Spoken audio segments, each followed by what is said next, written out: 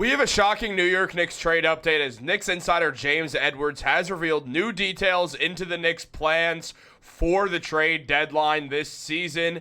And it's pretty interesting what Edwards believes is going to happen because the Knicks have angles to make a few different moves here. But Edwards believes the Knicks are not going to be making any significant trades at all. And we're going to break this down. What's up, guys? Welcome back to Knicks Digest. It's Chris here. And if you guys like the content, make sure to subscribe.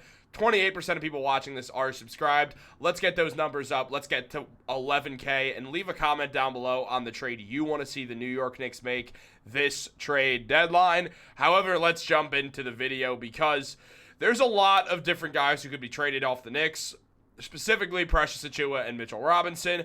There's also guys like Jericho Sims who could be moved, and even Cameron Payne could become an option if the Knicks need to move him.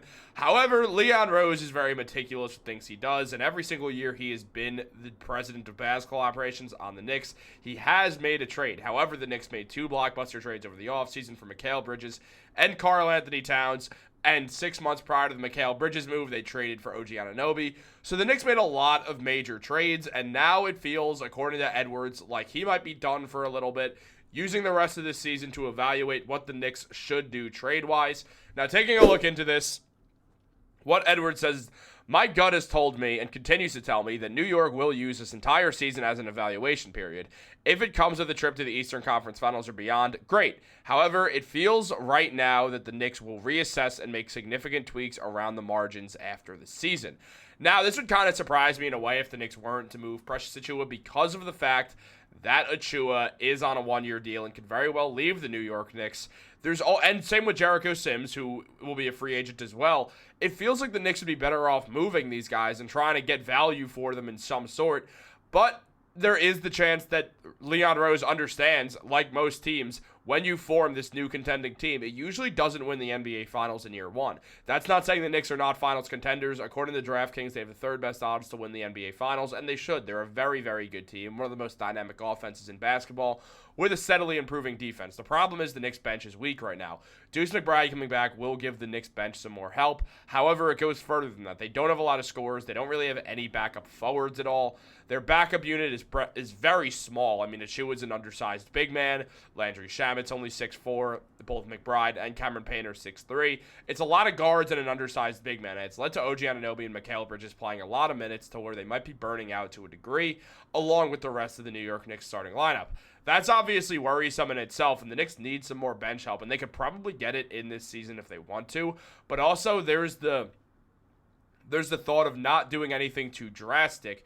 And Edwards does have a point there, and continuing to look at what he mentioned, he said, it's the situation the Knicks find themselves in with so much money tied to the starters as well as Mitchell Robinson. The only other player with a hefty contract possibly not playing a game before the February 6th trade deadline. The long-term injury to Robinson has New York in a bit of a jam. If healthy, the team could very much use his services as an elite rim protector and lob threat. They could use depth. With that said, the team also has to strongly consider drawing a line in the sand for a player who is rarely available. The problem is I don't see the Knicks moving Mitchell Robinson at all right now, and the reason I don't think the Knicks are going to move Mitchell Robinson is because Leon Rose is smart, and he's not going to go out of his way to trade Mitchell Robinson when Robinson's value is lower because he's dealing with an injury. It just feels like an unlikely move from Leon, who's very calculated, to panically trade Mitchell Robinson instead of waiting till Robinson returns to the court and hopefully plays well in the playoffs to where his trade value will rise. And then I do believe the Knicks will trade Robinson at some point over the summer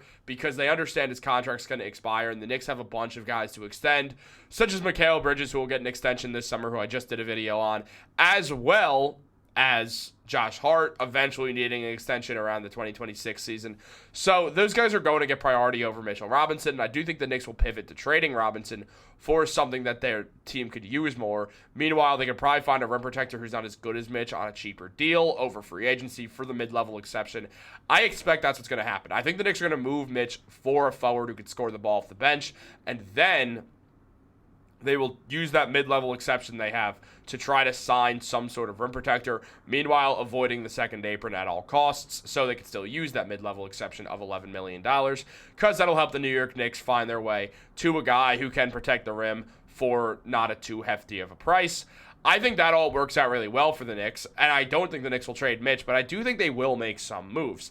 Now, also highlighted by Edwards is the fact that as far as non-player assets go, the most enticing chips, and I use enticing loosely, the Knicks can offer a team is the 2026 first-round pick swap and the 2030 first-round pick swap. If the Knicks are in a top 4 team in the East in 2026, something went really wrong. Teams that Edwards has talked to around the league don't value that asset as of right now. The 2030 swap, though, is far enough to where a team could talk itself into and is deemed to have differing degrees of value by rival teams. Other teams, however, have more to offer than the Knicks for good role players. On top of this, here's the thing with that draft pick. Yeah, it's going to be helpful, don't get me wrong, but Leon Rose here, he's going to have to use those pick swaps. The problem is the 2026 one is not going to be that valuable. The Knicks are going to be a top team in the East in 2026, and the Brooklyn Nets are not, who own the rights to swap picks. The Nets are not going to swap picks. They're not going to be good in 2026. They're going to have a higher pick than the Knicks unless something goes drastically wrong. So, all that being said, that pick is going to be somewhere in the 20s. It's not that valuable. Outside of that, they have a 2030 swap, and maybe the Knicks have fallen off by then, and the Nets are better, and the Nets can just swipe in with the Knicks pick, or maybe both teams are good or both teams are bad. It's hard to tell. It's 6 years away. 6 years in the NBA is an eternity. You never know what's going to happen 6 years ahead of time. It's just something that we're all kind of going to have to wait and see, essentially. So those picks aren't that valuable. The Knicks don't have a ton of value to work with, which I think means they maybe shouldn't just wait around for something, because I don't see the point if you don't have value that you're working with. Meanwhile, there are trades the New York Knicks can make, and let's go into some of those. One of them is where if the Knicks do decide to trade Mitchell Robinson, they could trade him and Jericho Sims on 2 second-round picks to acquire Steven Adams and Cam Whitmore. Yes, you saw Whitmore in the thumbnail. That is where he comes in on this. We know Cam Whitmore is not happy with the Houston Rockets. The Knicks, they were interested in Cam Whitmore in the past, when he was a prospect. Also, Whitmore has had some attitude issues, which I don't think the Knicks love, but it feels like the Knicks would be able to get him under control. Tibbs is a buttoned-up coach and would also give Whitmore minutes. I understand that Cam Whitmore's not getting minutes, and to say, oh yeah, Whitmore's going to come off the bench and get minutes on the Knicks feels insane with the way Tibbs plays the guys. But hear me out. If Whitmore plays with that shot creation he has, if he uses that good defense that he has, Thibodeau will play him. Tibbs will play guys. Usually the bench has gotten more minutes. This is a specific situation where he doesn't trust the Knicks bench because there's 3 rookies, Matt Ryan, and guards. That's what the Knicks have. And one of those guards is one of the rookies. The Knicks only have so many options. The bench is not great. There's no way to look at it and think the bench is great. Cameron Whitmore deserves to play, and he 100% would under Tom Thibodeau. That is where a line gets drawn and where Thibodeau would play him. I am very confident in it. I know he's young. Thibodeau will play young players if they do fit. I mean, Emmanuel quickly played himself right into the rotation. I don't think Cam Whitmore would have to play himself into the rotation at all. I think he would be gifted a rotation spot because he's 6'7", he plays good defense, and he can score the ball. Whitmore, because he does all those things, thinks he deserves to play on the Houston Rockets. And as mentioned by Mark Jackson's burner, the Houston Rockets have a Cam Whitmore problem. He wants to play. He had 17 points in 18 minutes and 8 shots recently. He wasn't celebrating with the team on the bench, despite the fact that the Rockets are this young, fun team. Jalen Green was telling Tari Eason how Cam shoved him and he pushed him back. And then Cameron Whitmore stormed off the court and bumped into Tari Eason. Now, Cam Whitmore is better than Tari Eason and deserves to play over him, though Tari Eason's a great player as well. The Rockets just don't have a spot for Whitmore. The Knicks do. The Knicks should use this to their advantage. And there's also ways where you don't have to trade Mitchell Robinson to do this. You can trade Precious Achiuwa and draft picks if, for some reason, like Achiuwa and that Wizards first for Cam Whitmore in a second works as well. The Knicks free up money. They could also sign TJ Warren or Moses Brown or Jahlil Okafor, who's balling out in the G League. They'll have options. They could also trade Jericho Simpson, Pacome Dadier for Cameron Whitmore and 2 second-round picks. And guess what? That as well is a successful trade. The Knicks free up a little bit of money. They also get Whitmore. They do lose out on Jericho Sims, but if you need another big man, they can always pick up Moses Brown or Jahlil Okafor, who's balling out in the G League. Probably Moses Brown. I prefer the idea of Moses Brown. He's a better defender than Jahlil. Though, shout out Jahlil Okafor. I really did want him on the Knicks in 2015 during the draft. I wanted to lose more for Okafor. I believed in him, and he broke my heart. But nothing you can really do about that. The New York Knicks are in a good position to make a trade for Cameron Whitmore, which would be a great move to make. And the more time goes on, the more his value is going to rise. So the Knicks should buy low on Whitmore. It gives them a forward. It gives them a scorer. It gives them another defender. It gives Mikal Bridges and OG Anunoby a bigger chance to rest. I'd rather them make a trade where they didn't move Pacome Dadier, but if you had to for Whitmore, it makes sense. The Knicks are trying to win right now. Pacome Dadier, though I think there's a real argument that he should be getting minutes on the Knicks bench, Cal Whitmore's a more win-now player, and he's still only 22 years old, 23 years old, so it's not like it's the end of the world or something that they trade away. It's not like they trade away for a young 19-year-old who's promising for some elderly guy. That's not what would be happening. They'd be trading him away for a guy in his early 20s who's a better prospect than Dottier is right now. Now, on top of that, there's some Cam Whitmore Reddit posts from 2 years ago that there were whispers that the Villanova head coach did not highly endorse him to NBA executives, a potential reason why he slipped to 20 in the draft, meanwhile being viewed as a top 5 pick. And coaches want their players drafted high, but they also want their opinion to be respected.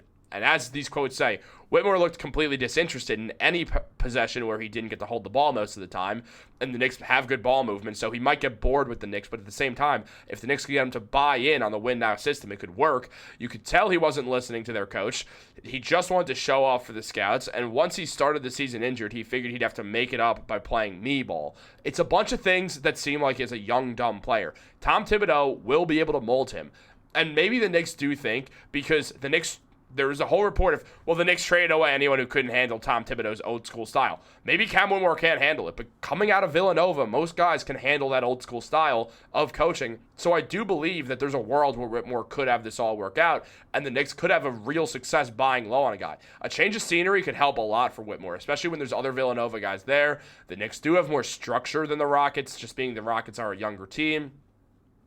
The Knicks have a good leader in Jalen Brunson. They have a good rapport going with the team. Whitmore would go in and have this Villanova connection with guys. The Knicks love to make their decisions off connections.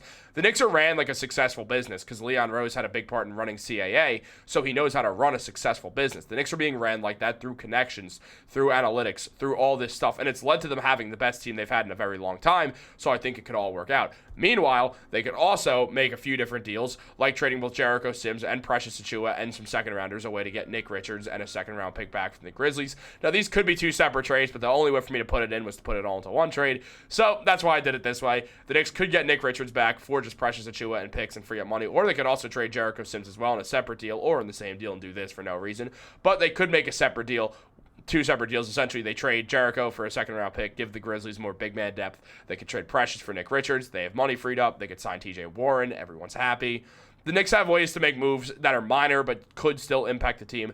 Trading Mitch isn't exactly minor because the impact that Mitchell Robinson has on the New York Knicks and the fact that he's their one tradable contract that Leon Rose definitely wants to use in the offseason. So I don't think Mitch will get traded. I think something like this, or a trade involving Jericho Sims and Pacome Dottier, or a trade involving Precious Achiuwa and picks for Cameron Whitmore, both make more sense than trying to move Mitchell Robinson. But you also could move Mitch if the Knicks decide, hey, we want to jump all in right now because we see a path to victory. But that's all I got for you guys. So let me know in the comments down below if you like these ideas. Do you think the New York Knicks will make any significant moves at the trade deadline or any moves at all? Let me know down below. Like this video, subscribe, turn on post notifications. Have a great day, and go Knicks. Also, the Knicks only have 14 players on roster. They're going to be able to sign a 15th in March. If they don't want to wait that long so they can stretch out this roster, then expect a trade to come. Go Knicks.